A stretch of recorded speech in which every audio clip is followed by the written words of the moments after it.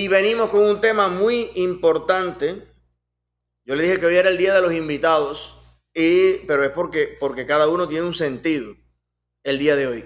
Vamos a escuchar la actualización de lo que repercute este tema ahora de Texas en el caso de los cubanos y alguna que otra lindeza que anda por ahí de último momento, porque también le quiero preguntar a mi querido Alpizar por una demanda colectiva. Escuché a varios abogados hablando sobre eso, porque siguen fajados varios abogados en Miami para que el I-220 sea considerado como un precedente de una entrada bimamimam, bimamimam, bimamimam. Así que toda la gente que tenga a alguien que ha llegado, que va a llegar o que está qué sé yo, no se mueva ni un segundo, porque aunque no sea usted el que está en el problema, usted puede divulgar la información correcta si le preguntan, si tal, porque la tuvo de la base, de la raíz, del abogado que más sabe de eso aquí en el sur de la Florida, que se lo contó al Pizarro. Bueno, me van a echar para adelante, me van a moler. ¿Cómo está la cosa, querido hermano? Oye, acomoda la cámara esa que te veo el peluquín nada más. Vamos a ver si ahí está mejor. Ahí está mucho mejor. Córrete a tu izquierda un poquito. A ver, a mi izquierda. Sí. Ahora sí estás ahí en el centro. Óigame, muy bien, que nunca le había visto el ombligo. A ver, entonces. Ahí, muy bien. No, pero depílatelo antes de eso, que no Ahora somos, oye, mire, también hay pelo. no somos de piedra, no somos de piedra. Maestro, ponnos al tanto, ponnos en la última de todo lo que está pasando, cómo repercute ahora para todas las caravanas, para toda la gente que está viniendo, para todos los cubanos, la cuestión y qué hay de nuevo con el I-220A, esta demanda colectiva que están haciendo los abogados, que siguen fajados, a ver si se toma eso como lo que el rango que ya tomaron, pero falta otro rango de fechas. ¿En qué punto estamos en todo esto? Lo último que estabas hablando, bueno, lo que hace falta es que el Buró de Apelaciones de Inmigración ratifique la orden de enero del año pasado de un juez aquí de la Corte del Sur de la Florida de Inmigración, de Miami específicamente, que, como bien tú decías en introducción, considera que la I-220A debe ser un instrumento de admisión en los Estados Unidos análogo o similar al parol, y eso beneficia a toda persona que lo haya recibido, número uno, porque lo consideran admitido en los Estados Unidos, y número dos, especialmente a los cubanos, número dos, le da acceso a beneficios migratorios en los casos de los que no son cubanos, considerar una entrada legal y poder contraer matrimonio, digamos, con un ciudadano norteamericana, le da inmediato acceso a la posibilidad de obtener una residencia. En el caso de los cubanos, si estarían aquí continuamente por un año y un día, tendrían entonces la posibilidad de hacer la solicitud de ajuste de estatus por los preceptos de la ley de ajuste cubano. Mira, yo voy a hacer justamente en el día de hoy, estoy haciendo un filing en la corte aquí en Miami, utilizando esos argumentos para que uno de nuestros clientes se beneficie o no, de acuerdo a la consideración del juez que va a tener el caso del tema, usando justamente estos argumentos. Hay personas que me han llamado de todos lugares, oye, que tengo un 1%, miren, lo cierto es, de posibilidades yo quiero hacerlo, lo correcto es tener un precedente, ya lo hay, pero este no ha sido ratificado, y lo que hay que hacer de forma novedosa y que es como se dice en la ley, y de forma, digamos, experimental para que la gente lo comprenda, es tratar de obtener ese beneficio a través de la voluntad y el convencimiento que podamos tener de otro juez, si es posible, de aquí mismo de la Corte de Miami, que nos diga que que la interpretación que ha hecho el juez anterior, fundado en la demanda que se ha hecho por estos abogados, es correcta, y así tenemos el precedente adecuado para continuar y extender ese principio de interpretación de ese instrumento que es de reconocimiento, que es la I-220A, como una admisión a los Estados Unidos. Pero eso es un proceso que hay que tener mucha calma, que además cuesta dinero, le cuesta también a los clientes que están dispuestos a tomar ese riesgo, a sabiendas de que no hay ninguna obligatoriedad legítima o legal o autoridad legal que obligue al juez a tomar una decisión en favor de lo que estamos pidiendo. Es simplemente un tema interpretativo. Y aquí hay siempre un problema porque la discrecionalidad de los jueces, y de acuerdo a la interpretación que ellos tengan y los precedentes acerca del asunto, pueden girar hacia un argumento o al otro. El de aceptación del I-220A, que es una orden de reconocimiento sobre la misma persona como un instrumento de admisión, o considerarlo sencillamente como un instrumento de identificación. Y ahí es donde está el tema. Ok, ahora entonces, la segunda cuestión, la orden ejecutiva que ha dado el gobernador Abbott, y aquí yo creo que siempre vamos a tener nosotros como cubanos y latinoamericanos una disyuntiva emocional, ¿no? Yo quisiera que todos los buenos cubanos del mundo que quieran vivir en los Estados Unidos, por X o por Y, inclusive cuando en Cuba haya una democracia, a usted no le gusta Cuba por el sol, quiere vivir en Estados Unidos y usted es una persona buena, yo quisiera que usted pueda vivir en los Estados Unidos de manera legal, ordenada, y que lo pueda solicitar y lo pueda tener. Ahora, también te digo una cosa, yo como cubano, yo no quiero que los delincuentes cubanos vivan en Estados Unidos. Te lo digo así. Si tú me dices a mí ahora que un tipo endijero, violador, recabuchador de allá del Yarí de Vázquez, que los hay, está viniendo por allí, yo quiero que no entre. Y si yo me entero además que es narcotraficante, traficante de personas, traficante de órganos, traficante de qué sea, pero Eliezer es cubano, pero yo no tengo que ver nada con él. Que hayamos nacido en un mismo país, que en todos los países hay gente buena y gente mala. Yo prefiero vivir con noruego, pero no con noruego, con congoleño. Prefiero vivir con gente de Ghana, de Chipre, para que no me diga que dijiste noruego. No, sudafricano, pero gente buena. Entonces, hay ciertas comunidades latinas que no lo ven así. Yo soy latino, yo soy de allí, y todo lo que venga de ahí, perfecto. Claro, lejos de mi casa, como Jorge Ramos, ¿no? Afuera de mis muros, afuera de qué sé yo, pero tienen otra visión. Ahora, primera pregunta objetiva, ¿no? Con respecto a esta orden ejecutiva, ¿cómo impacta en los cubanos que están en el espera en México, o ven para acá o ven para allá? Y la segunda, son dos preguntas a la tarde de hoy nada más, que estamos corto de tiempo, es esa, objetivamente, y usted en lo personal, ¿cómo haces la distinción de ciudadano norteamericano que eres, de origen cubano, pero eres americano? ¿Cómo piensas en la seguridad nacional de este país, de tu familia, de tus amigos, de tu comunidad, y al mismo tiempo tienes la función como abogado de defender a lo mejor al regular y al tal y al qué sé yo que está buscando un estatus legal de alguna manera? ¿Cómo lo logras? Buscar el... Bueno, mira, a veces es difícil conciliar todos esos intereses, que son intereses, junto con los principios y la ética de nuestra como profesionales. Yo creo que la decisión del gobernador de Texas está dentro del marco de la 10ª enmienda de la Constitución de los Estados Unidos, que permite hacer y tomar este tipo de decisiones. También creo que va a encontrar algún tipo de confrontación con el gobierno federal, porque este es precisamente el tipo de cosas que preveía iban a suceder inmediatamente después de la decisión que tomó la Corte Suprema de eliminar la decisión de Roe vs. Wade, que no tiene nada que ver con el derecho a la mujer sobre el aborto, sino sobre el derecho progresivo de usar la 14 enmienda como incluir como derechos fundamentales o constitucionales aquellos que no están relatados en la Constitución o en las enmiendas que conocemos de ella de los Estados Unidos. Y esto de tomar una decisión que afecte la seguridad del Estado está en mi opinión, dentro de los derechos que le corresponde a los estados, que aquí también se considera que es el pueblo, porque es la confrontación justamente entre el gobierno federal y los intereses del Estado. El interés del Estado de Texas ha sido afectado porque la ley federal no se estaba cumpliendo debidamente, porque si bien es cierto que se han insistido en múltiples ocasiones por parte de las autoridades federales de que la frontera no está abierta, lo cierto es que en la práctica sí lo está.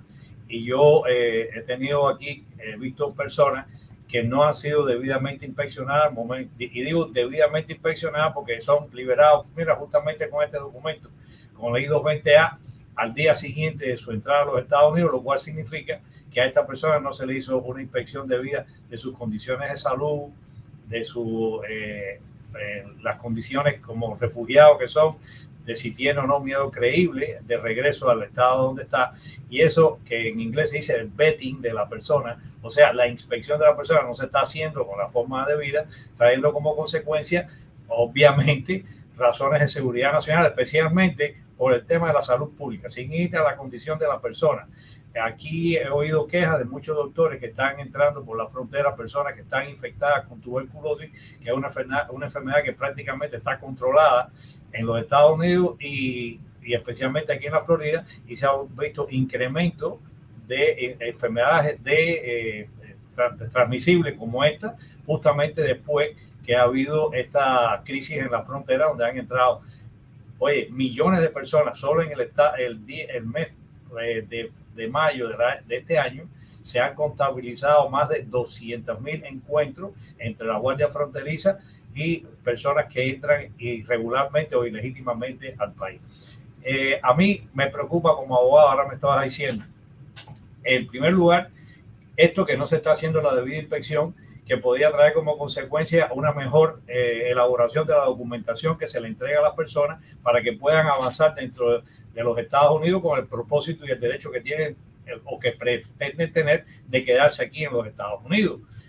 Y para ello, la primera razón es la inspección justamente en la frontera y la emisión de documentación que correspondientemente a esa inspección le permita a ese individuo, de acuerdo a su nacionalidad también, porque de acuerdo a la nacionalidad hay reglas distintas, que se les entregue, por ejemplo, algún parol cuando se considere que sea de interés público hacerlo, y eso facilitaría la entrada, por ejemplo, en el caso de los cubanos, para que además del asilo político al cual están obligados todos, en mi opinión, a hacer dentro del año, también tener la oportunidad de aplicar por la ley de ajuste. Pero abogado, usted se refería a razones, por ejemplo, ponía el ejemplo de las enfermedades, de salud pública, pero imagínate tú, si no se puede determinar ni siquiera claro, el estado de salud de esa persona, imagínate tú hacer cumplir la ley que también dice que un tipo que ha violado los derechos humanos en cualquier parte del mundo voy ahí, pero si me permite, no es admisible. Entonces, si tú no puedes ni siquiera cogerle la fiebre,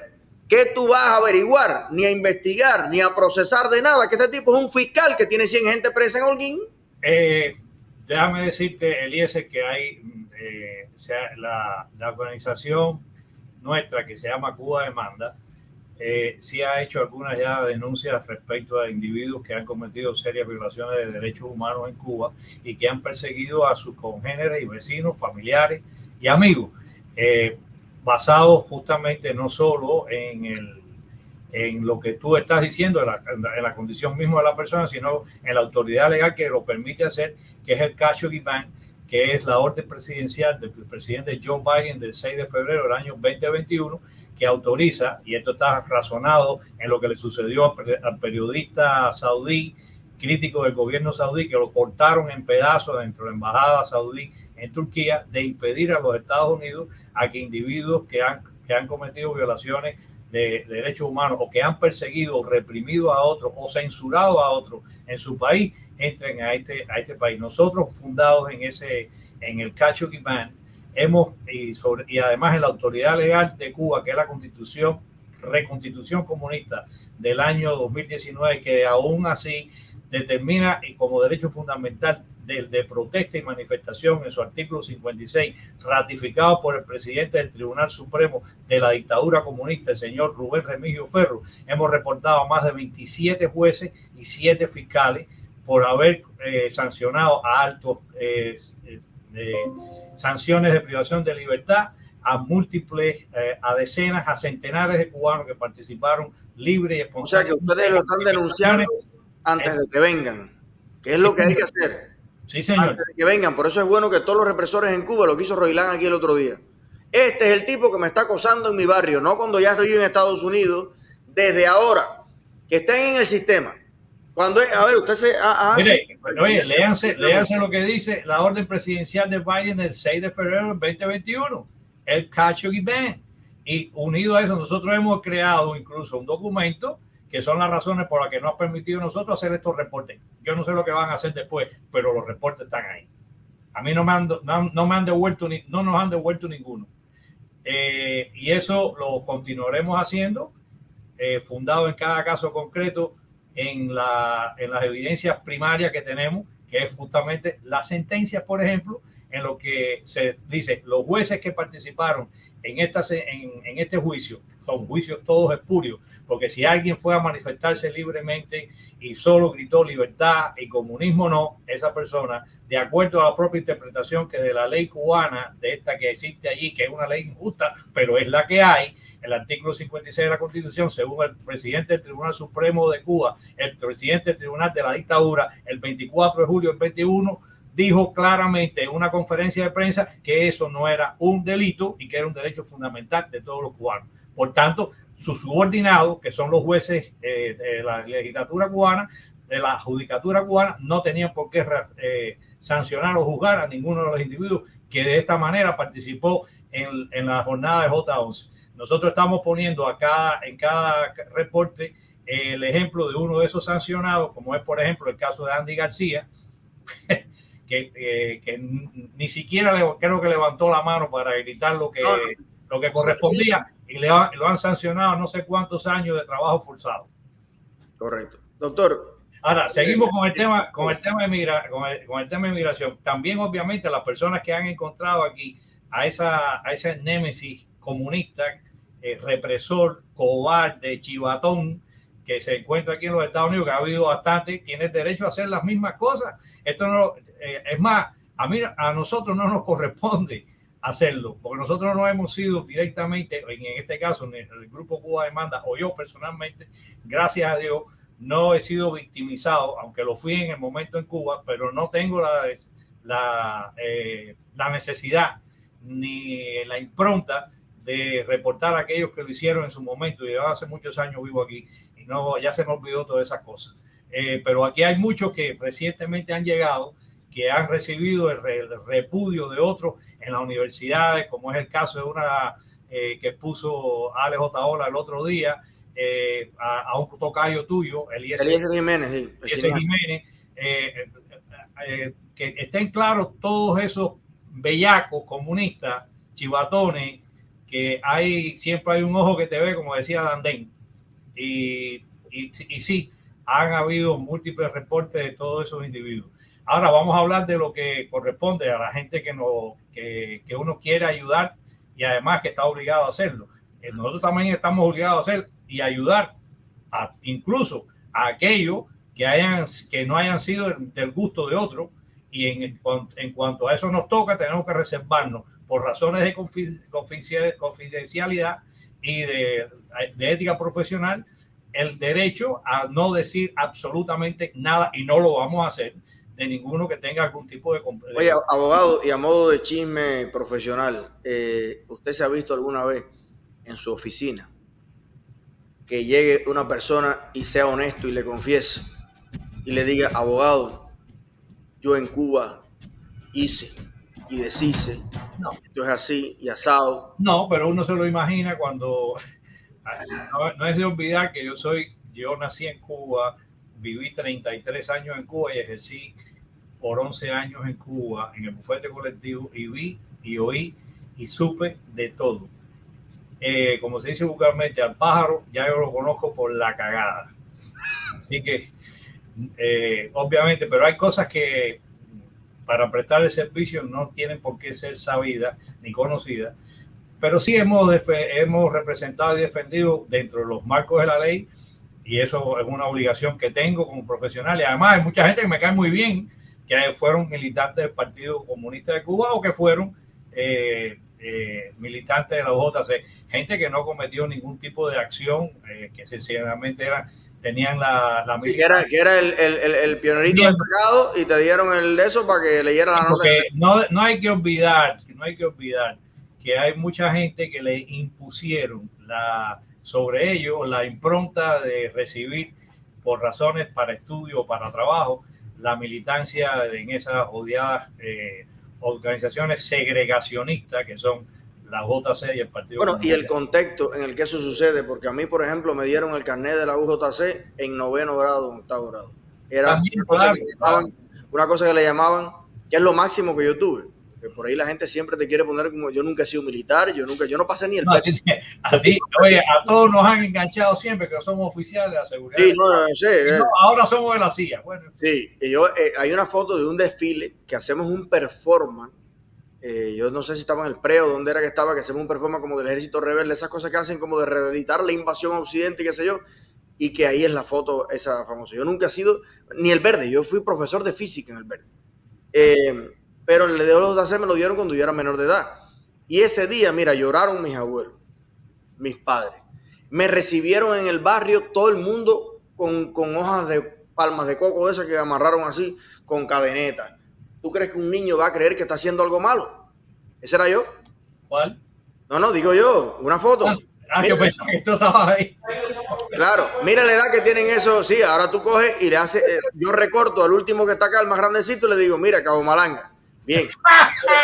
Un ejemplo. No, yo me divierto muchísimo con eso, pero porque uno dice, coño, si Martí vivió en las entrañas, porque yo no voy a vivir. Yo vengo del monstruo y le conozco las entrañas también. Ahora, sí. Pero es la realidad. O sea, yo te digo, yo nunca desarmé ni armé una KM. Entonces, pero en ese proceso y en el contexto en el que uno estaba, prácticamente te estaban premiando. ¿Por qué? Porque yo era el de las mejores notas, era el más estudioso, el más seriecito, el más qué sé yo, y esa gente quiere los mejores para ellos. Que después cuando tú tengas una madurez, cuando sales del libro de física, matemática y química y te vas para la calle a ser un hombre, una mujer de la calle, y tú dices, pero la calle es otra cosa. La calle es otra cosa, y enseguida tu cerebro hace update, y tú dices, hostia, pero aquí no se puede vivir. Yo lo que estaba era estudiando becado y yo pensaba, pero hay casos y casos. Hay casos y casos. Hay gente que me dice a mí, yo no, Eliezer, yo nací usando. Yo en el daycare hice mi primera manifestación allá en el círculo infantil con 2 años, le mordí el dedo a la del partido de eso. Y digo, oye, usted es un caballo, perfecto. Me arrodillo ante tu clarividencia. Está bien. Pero hay casos y casos. Doctor. Hay generaciones anteriores. Sí. Yo soy un poquito más viejo que tú y en la mía le indilgaban a muchos, incluyéndome en el grupo, aquello de que padecíamos de diversionismo ideológico. Bueno, gracias por el padecimiento, me ha ido muy bien padeciendo. Además es una enfermedad crónica. No empeora, lo único que hace es empeorar. Doctor, estamos cortos de tiempo. Bueno, mira, lo que les digo a los cubanos, los buenos y los malos, y a cualquiera, si quieren entrar a los Estados Unidos de la manera irregular que lo están haciendo, cosas que yo nunca aconsejo, porque siempre trae muchísimos riesgos, incluyendo el de la vida misma. Eviten el estado de Texas, que la cosa se puso ahí color hormiga brava. En cuanto a la I-220A, ratificamos que definitivamente hoy que estamos hablando todavía no es considerada como un instrumento de admisión. Aspiramos que eso sea y estamos procurando no solo los que están abogando colectivamente por ello, sino en nuestros ejercicios particulares, oficinas de abogados, grupos individual o personales como yo, que somos apenas, soy yo el único abogado en estos momentos en ejercicio en mi oficina. Vamos a procurar que eso suceda. No lo podemos garantizar porque nosotros no tomamos ninguna decisión, y eso es importante que lo comprendan todo el público, que los abogados no tomamos decisiones. Los abogados, lo dice la palabra, abogamos, pedimos, solicitamos, tramitamos, procesamos en el mejor interés de la persona que tenemos, de acuerdo al caso que tenemos, a las circunstancias que tenemos y a la ley a la cual tenemos que representar como oficiales de la corte que somos. Bueno, Chucho tenía una pregunta para usted, profesor. Sí, no, una pregunta seria. No, yo ahorita le mandé un mensaje de audio jodiendo, pero ahora es seria, ahora es serio. Porque yo creo que existe un tabú, y es el siguiente. Todo el mundo dice, cuando va a llenar solicitudes o las planillas, qué sé yo, para pedir un trámite migratorio en los Estados Unidos, los cubanos sobre todo, todo el mundo tiende a negar que perteneció a la UJC o perteneció al Partido Comunista de Cuba. Y yo he tenido varias discusiones porque esto es un tema que se habla bastante y se da por hecho. La gente ya da por hecho como que no. Cuando llegue fulanito a la frontera tiene que negar que él era del partido y que... Y yo digo, pero si en este país hay un partido comunista y no es ilegal, ¿hasta dónde pudiera ser verdaderamente un problema migratorio para un cubano decir, sí, yo pertenecí al Partido Comunista de Cuba?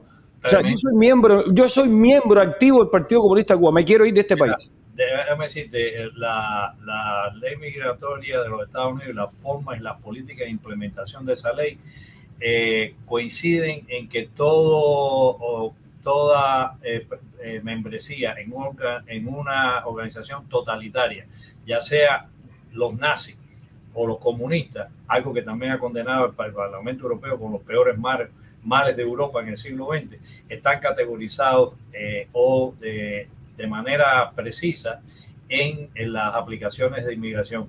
Las aplicaciones de inmigración y las solicitudes de beneficios migratorios no tienen, son de continua revisión, no hay término prescriptivo para que después de 20 años, digamos, no se puedan revisar. Así que hay que tener mucho cuidado cuando se come pescado y se dice mentira porque las espinas se entierran.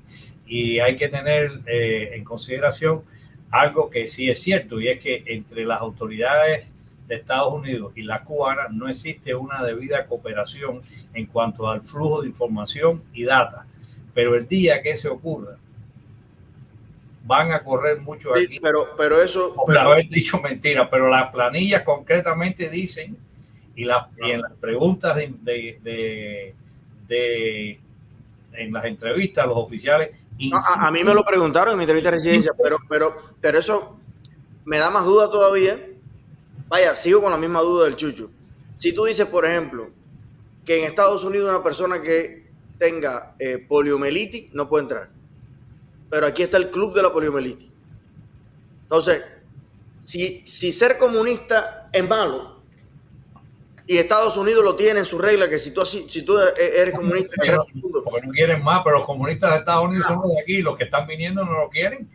También oye, hay otra persona que me dio otra explicación que me dice, sí, aquí hay un partido comunista, pero aquí hay una democracia. Claro, entonces no es lo mismo, aquí entran todos los días comunistas italianos, comunistas españoles, comunistas franceses, pero son personas que forman parte de un partido dentro de una democracia y ellos tienen, de hecho es ilegal ser comunista. Fíjate, por eso usé el término totalitario. Pero es un partido comunista. La razón es que los miembros de los partidos comunistas, que son especialmente considerados como un riesgo, son aquellos que juran que ese partido es el único de gobierno o el único que puede tener una militancia política o actividad política en el país determinado. Pero aún así, cuando usted venga del Partido Comunista Italiano, usted tiene un problema para entrar a los Estados Unidos, porque no solo se detiene en la consideración de que una organización totalitaria como es el Partido Comunista de Cuba, es también que los comunistas, como los nazis, han cometido atrocidades y son responsables por la muerte de millones de personas sencillamente porque no se adscribieron a la doctrina comunista. Y esa es una razón por la cual esas personas que han recibido el adoctrinamiento y además lo han ejercido en contra de otros ciudadanos que debieron haber vivido, aunque no lo fuese, en democracia, tienen la responsabilidad ante migración de decir la verdad y asumir las consecuencias de sus actos. Bueno, pues también hay prescripciones en el tiempo, ¿eh? Estoy muy inconforme con eso, en el sentido de que hay una contradicción. Sí, las universidades en Estados Unidos están llenas de comunistas que vienen a dar conferencias aquí de comunismo, con la foto del Che, la foto de Fidel, la foto de Marx, aquí en la FIU. Entonces, sí, la cuestión es que fíjese lo que usted está diciendo y con la fuerza que lo está diciendo. Los comunistas lo ha reconocido Europa, es de los peores males del mundo. Para mí, lo lógico sería en toda Europa, en todo el mundo libre, que no fuera legal, porque bueno, no es legal ser fascista. Y si es lo mismo y no es lo mismo, es el primer paso.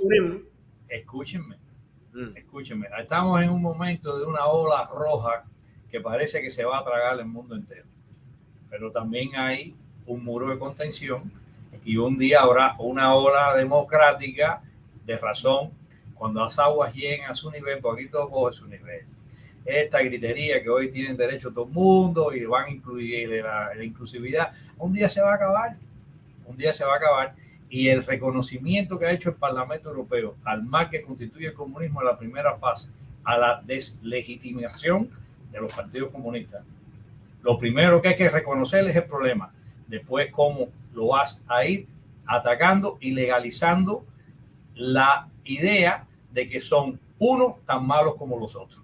Si un día además hay ya países que han prohibido, como la ley primera de un partido, cuando se va a inscribir, que ese partido tiene que admitir que tiene que haber otro junto con él. Si no, no importa cómo se haga, porque también se ha visto que los partidos comunistas han reciclado el nombre, o los partidos totalitarios nazis han reciclado el nombre y se pueden llamar el Partido de la Bondad Verde, pero nada más que queremos, cuando dice, en los estatutos dice el Partido Verde, nada más que reconoce a los del verde. No. Tiene que reconocer a los rojos, a los azules, así, no te puedes inscribir y ejercer una actividad política dentro de determinada jurisdicción. Abogado, le mando un abrazo enorme y le doy las gracias por todas las cosas que su oficina resuelve, especialmente para nuestros seguidores. Había por ahí creo que está el número del Pizar en alguna cosita. Sí, lo estás poniendo ahí en el banner, ahora lo vi. Coño, que yo...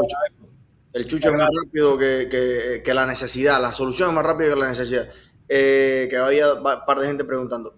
Alpizar, te mando un gran abrazo, gracias por tenernos siempre actualizados con la coraza de la ley. Y recuerden a todos aquellos que han sido víctimas de nuestra oficina, entre comillas, estoy haciendo una utilización fastidiosa del término, porque se mandaron unos documentos a la oficina que ya era, pero que ya no es, que ya todos están en camino, incluyendo nuestro amigo Troncoso. Ahí. Gracias, mi hermano. Un abrazo fuerte, ¿eh? Dale, cuídate.